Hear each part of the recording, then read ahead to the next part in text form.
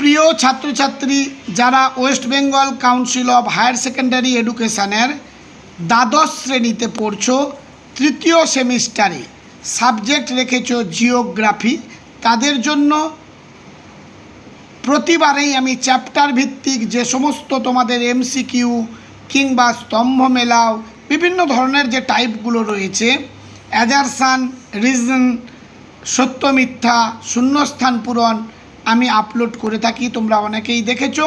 আজকে আলোচনা করব ভারতের জনসংখ্যা চ্যাপ্টারটির সম্বন্ধে। তার আগে জানিয়ে নিই, যারা আমার চ্যানেলে নতুন তারা চ্যানেলটিকে সাবস্ক্রাইব করে লাইক করে আমাকে উৎসাহিত করবে। অনেক পরিশ্রমের মধ্যেও আমি আপলোড করে থাকি, ক্লাসে যেগুলো করাই সেগুলোই এই ভিডিওতে আপলোড করে দিই। আলাদা করে লেখার মতো আমার কাছে কোনো সময় হয় না, তাই দেখো প্রশ্নগুলো এবং সাজেস্টিভ প্রশ্ন পরীক্ষায় আসার সম্ভাবনা 100% এখান থেকেই আসবে। ভারতের জনসংখ্যা। ভারতে সর্বশেষ আদমশুমারি কত সালে হয়েছে? 2011 সালে। আমাদের দেশে প্রতি 10 বছর অন্তর আদমশুমারি বা সেন্সাস, এক কথায় বলি লোক গণনা বলা হয়। 2011 সালে হয়েছিল, আবার 2021 সালে হওয়ার কথা ছিল, কিন্তু করোনা ভাইরাসের কারণে সেটি আর সম্ভব হয়ে ওঠেনি। তাই আমাদের শেষ লোক গণনা হলো 2011 সাল। 2011 সালের জনগণনা অনুযায়ী ভারতের মোট জনসংখ্যা কত ছিল? 121.07 কোটি। ভারতের কোন রাজ্যে জনসংখ্যা বৃদ্ধির হার সর্বনিম্ন? উত্তর হলো নাগাল্যান্ড। ভারতের কোন অঞ্চল অধিক জনঘনত্বপূর্ণ? উত্তর হলো গাঙ্গেয় সমভূমি অঞ্চল। 2011 সালের জনগণনা অনুসারে ভারতের জনঘনত্ব কত? ইম্পর্ট্যান্ট প্রশ্ন। 382 প্রতি বর্গ কিমি।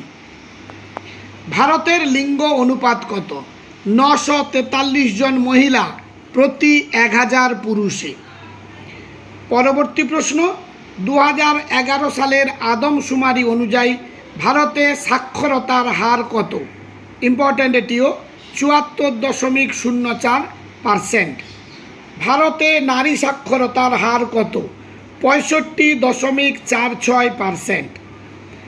ভারতের জনগণের প্রত্যাশিত আয়ুষ্কাল কত? 66.1 বছর, অর্থাৎ যাকে গড় আয়ু আমরা বলতে পারি, সব মানুষই এত বছর পর্যন্ত বাঁচবে। 2011 সালে জনগণনা অনুসারে পশ্চিমবঙ্গের জনঘনত্ব কত? এটিও ইম্পর্ট্যান্ট, 1029 জন প্রতি বর্গ কিমি। পরবর্তী প্রশ্নে চলে যাব। ভারতের কোন রাজ্যে সাক্ষরতার হার বেশি? উত্তর হলো কেরালা। ভারতের সর্বাধিক জনঘনত্বপূর্ণ রাজ্য কোনটি? উত্তর হলো বিহার।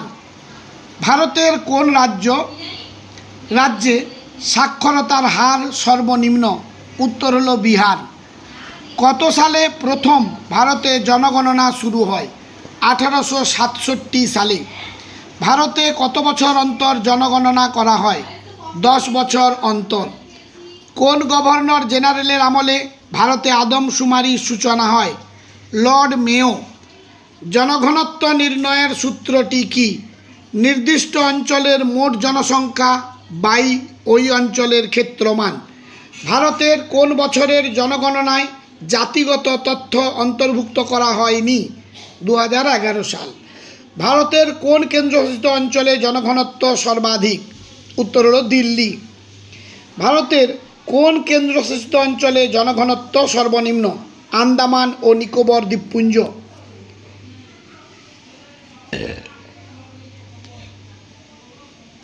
পরবর্তী প্রশ্ন, ভারতের জনসংখ্যা বৃদ্ধির হার নির্ণয়ের সূত্রটি লেখো।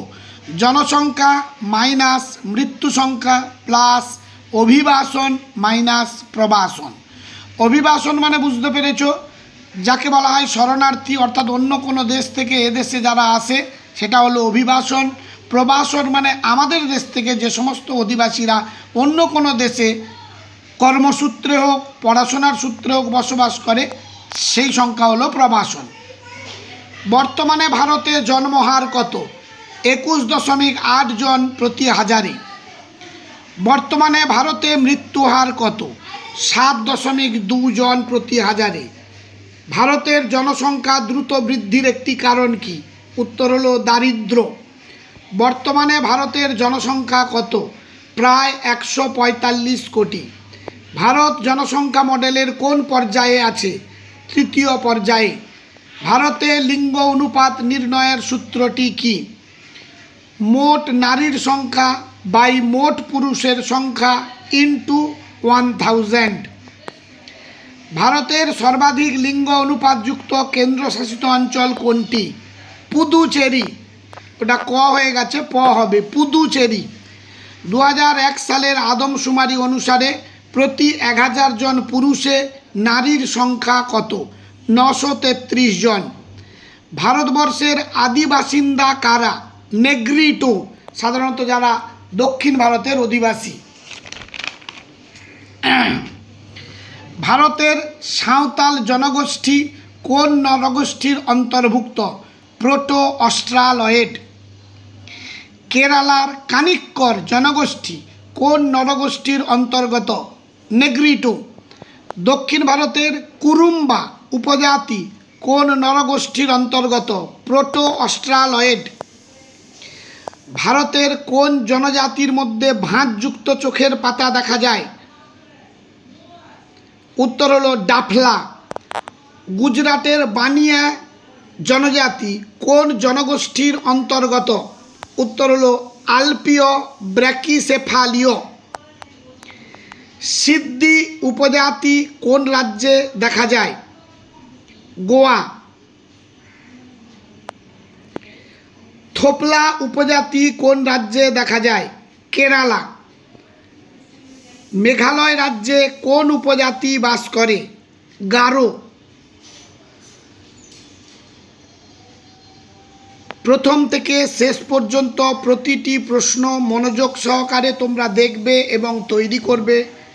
বারবার তোমাদের বলছি, পরীক্ষায় আসার সম্ভাবনা যেগুলো 100% সেগুলোই একমাত্র আমি আমার এই ভিডিওতে আপলোড করি। কারণ এত সংখ্যক প্রশ্ন একটা চ্যাপ্টারের 150-200 সম্ভব নয় এই অল্প কয়েক দিনের মধ্যে মুখস্থ করা। তাছাড়া বর্তমানে পড়ার যা হাল ছাত্রছাত্রীদের এই আধুনিক প্রযুক্তিবিদ্যা মোবাইলের কারণে, সুতরাং কম সংখ্যক প্রশ্নই যাতে তোমরা তৈরি করতে পারো আমি আপলোড করি। লাস্ট প্রশ্ন, রাভা উপজাতি কোন রাজ্যে দেখা যায়? উত্তর হলো পশ্চিমবঙ্গ। আজ তাহলে এই পর্যন্ত, দেখা হবে পরবর্তী ভিডিওতে। সবাই ভালো থেকো।